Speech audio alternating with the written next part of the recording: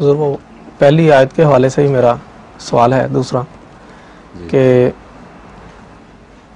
یہ جو غیر مسلم قومیں ہیں اور خاص کر جو آج کل کی سپر پاورز ہیں، انہوں نے امن کے نام پر جو ہے وہ چھوٹی قوموں سے زبردستی تعاون لیا، تو کیا جب خدا کی پکڑ آئے گی تو وہ اس صورت میں بھی ان پر بھی آئے گی؟ اور جو چھوٹی قومیں جن سے طاقت کے بل بوتے پر بھی انہوں نے طاقت کے بل بوتے پر تعاون جو ہے، یہ آپ نے بہت محدود بات کی ہے. تعاون ہمیشہ بیماری کے بل بوتے پر ہوتا ہے.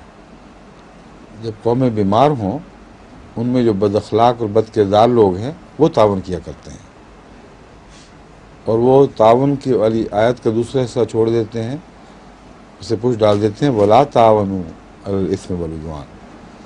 تو جو قومیں ایسے غدار اپنے اندر رکھتی ہیں جو قوم کا مفاد بیچ کر غالب قوموں سے تعاون کرتی ہیں، انہی کے بل بوتے پر غیر قومی حکومت کیا کرتی ہیں اور وہ ذمہ دار ہوتے ہیں. اس کے بغیر ممکن ہی نہیں کہ قوم کسی قوم پر حکومت کر سکے. ڈیوائڈ اینڈ رول میں یہی اصول انگریزوں کے پیش نظر رہا کہ قوم جس کے دل پھٹے ہوئے ہیں ان کو پھاڑو اور آپس میں لڑا کر ان کے اوپر حکومت کرو تاکہ وہ ایک دوسرے کے دشمن رہیں اور تم ان سے بالا رہو. لیکن ڈیوائڈ اینڈ رول تو ایک عمومی اصول ہے، اصل میں کرپشن ہے. ہر قوم جس کا کردار تباہ ہو چکا ہو، اس کے اوپر جراثیم کے حملے، اگر وہ مر جائے تو گدھوں کے حملے، یہ ساری چیزیں اس کا ایک طبی لازمہ بن جاتی ہیں، کیونکہ بد کرداری اور بد اخلاقی کے نتیجے میں کچھ سزائیں ملنی چاہیے اور وہ قانون قدرت کے مطابق ملتی ہیں.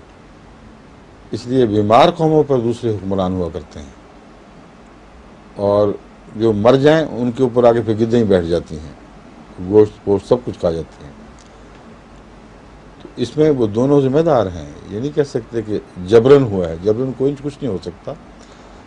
حضرت مسلم موعود رضی اللہ تعالیٰ عنہ کا یہ مسلک تھا جو آپ نے ان کے خطبات میں بھی غالباً بیان کیا، لیکن میں نے کئی دفعہ آپ سے سنا ہے، مختلف نمائندے جب ملنے آیا کرتے تھے تو آپ یہ فرمایا کرتے تھے کہ دیکھو، ہندوستان کا اگر باشندہ آزاد ہو جائے، اس کا ضمیر جاگ اٹھے، تو کسی عدم تعاون کی موومنٹ کی بھی ضرورت نہیں، کسی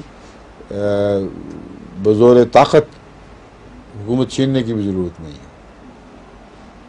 وہ قومیں جو باضمیر ہوں، زندہ ہوں، ان پر غیر قوم حکومت کر ہی نہیں سکتی، اور کرے گی تو بیکار، اس کو مصیبت کیا پڑی ہوئی ہے. آپ مثال دیا کرتے تھے قادیان کی، دیکھ لو، اور پولیس ہے تو صحیح مگر بیکار بیٹھی رہتی ہے. شاذ کے طور پر کبھی اس کو استعمال کرنی پڑتی ہے اپنی طاقت. مجسٹریٹ ہیں مگر آپس میں جھگڑے، قضاء میں فیصلے ہو رہے ہیں. اس زمانے میں قضاء کا رغروب اور وقار بھی زیادہ بلند تھا. آج کل مختلف ملکوں میں قانونی مجبوریوں کی وجہ سے قضاء دخل نہیں دے سکتی، مگر قادیان میں تو ایک سوچا بھی نہیں جا سکتا تھا کہ کسی احمدی کا دوسرے سے جھگڑا ہو اور وہ عدالت میں چلا جائے. تو عدالت تھی مگر بیکار بیٹھی ہوئی تھی، دوسروں کے جھگڑے نپٹانے کے لیے، سکھوں کے، ہندوؤں کے، عیسائیوں کے، مگر احمدیوں کے معاملے میں آزاد تھے.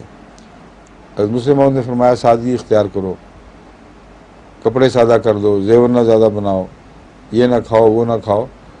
اور یہ ایک توئی تحریک تھی، لیکن اس کے نتیجے میں اگر اس پر عمل ہوتا، مثلا سارے ہندوستان میں عمل ہونے سے مراد ہے احمدیوں نے تو کیا، لیکن سارے ہندوستان میں عمل ہوتا، تو وہ ساری امپورٹس جو انگریزوں کی طرف سے آ رہی تھیں یا ترقی یافتہ قوموں کی طرف سے آ رہی تھیں، وہ سب ختم ہو جاتی. سوال ہی نہیں تھا. گاندھی نے کھدر پوش تحریک اسی وجہ سے پیش کی تھی. گاندھی بہت گہری فراست کا آدمی تھا. عامت الناس کو پتہ نہیں لگا، اس نے جو چرخا اور کھدر، مطلب یہ تھا کہ تم اپنے رہن سہن کو سادہ بنا لو تو غیر قوموں کی امپورٹس ختم ہو جائیں گی، اور وہ جب ختم ہوں گی تو ان کو حکومت کرنے کی وجہ کوئی نہیں رہے گی. حضرت مسلم موعود نے جو سادگی کا اعلان کیا اور یہ ساری باتیں، اس کے نتیجے میں احمدی اللہ تعالیٰ کے فضل سے اکثر غیر حکومتوں میں رہتے ہوئے بھی آزاد رہتا ہے، اس کا ضمیر آزاد رہتا ہے. اور ترقی یافتہ قوموں کے قوانین سے تعاون کرنے میں گناہ کیا ہے؟ یہ تو کوئی غلامی نہیں.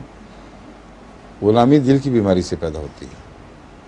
ہمارے جلسے پر جب بھی کوئی آیا ہے بلا استثناء اس بات سے وہ حیرت انگیز طور پر متاثر ہوا ہے کہ ہم نے تو آپ لوگوں کو آزادی دیکھا ہے. پولیس بیٹھی تھی ایک طرف صرف نظارہ کرنے کے لیے، حکومت کے افسر آتے تھے صرف دیکھنے کے لیے، کوئی کام نہیں تھا. اتنا حیرت انگیز تعاون تھا ایک دوسرے کے ساتھ اور ایک دوسرے کی خدمت کی روح، کہ ایک مثالی معاشرہ تھا جو اخوت کا اسلامی رنگ پیش کر رہا تھا. تو ایسے لوگ اگر ہوں تو ان پر غیر قوم کو ان کے ملک میں جا کر حکومت کرنے کی ضرورت کیا ہے؟ ناممکن ہے. وہ سر پھرے تو حکومت کرنا کوئی آسان کام تو نہیں. جب تک فوائد نہ ہوں اس وقت تک نہیں ہو سکتی. اور لوگ یہ بھول جاتے ہیں کہ انگریزی حکومت اقتصادیات کے ساتھ ہمیشہ وابستہ رہی ہے.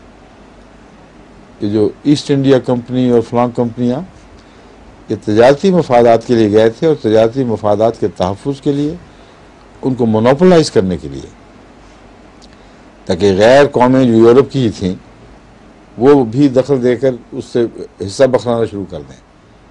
ان کا ایک لازمی تقاضا تھا کہ حکومت اپنے ہاتھ میں لے لیں، اور یہی انہوں نے کیا. تو ہر جگہ حکومت اقتصادیات کے کنٹرول کی خاطر کی جاتی ہے. اگر اقتصادیات کے مسائل نہ ہوں تو محض حکومت کی خاطر حکومت پاگل پن ہے. سمجھے؟